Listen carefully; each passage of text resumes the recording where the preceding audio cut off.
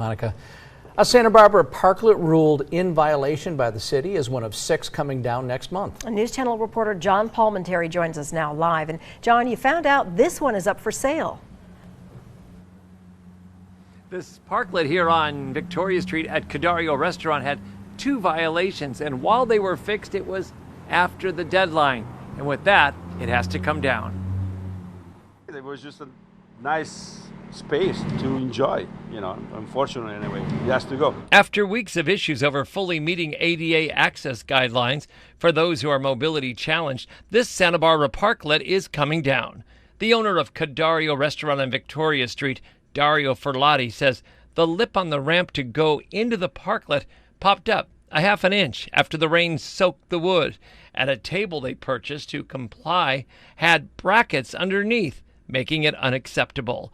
One thing he does say firmly is, as a veteran restaurant owner, he is sensitive to the needs of his customers in wheelchairs. I always care for the disabled anyway, since day one, because we do a lot of charity, especially as well for ADA people or people that are in needs. The parklet is 40 feet long and 6 feet wide. It has seating for 18, and Ferlati says it is often full for dinner and gets 2 seatings on busy weekend nights.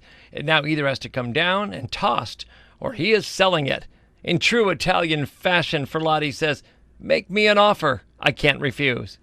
If somebody's interested, we can sell it, make me an offer, and you take it. This parklet is built to weather the elements. It has plastic sides that come down to keep the wind and some noise out. It has room for heaters, and it has a cover overhead. 6 businesses in all were cited for failing to comply after multiple warnings.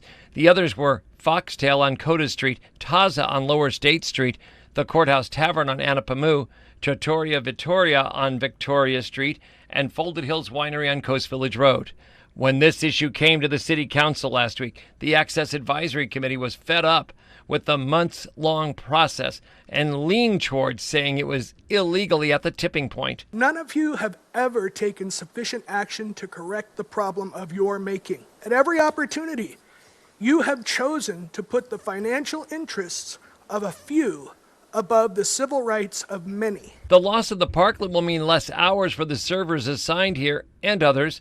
The restaurant may apply to add some more sidewalk tables, but that's the end of it. Fortunately enough, anyway, the city allow us to have it anyway. It did its purpose, but it's like it's something else you get attached, and then it feels sad if it goes away.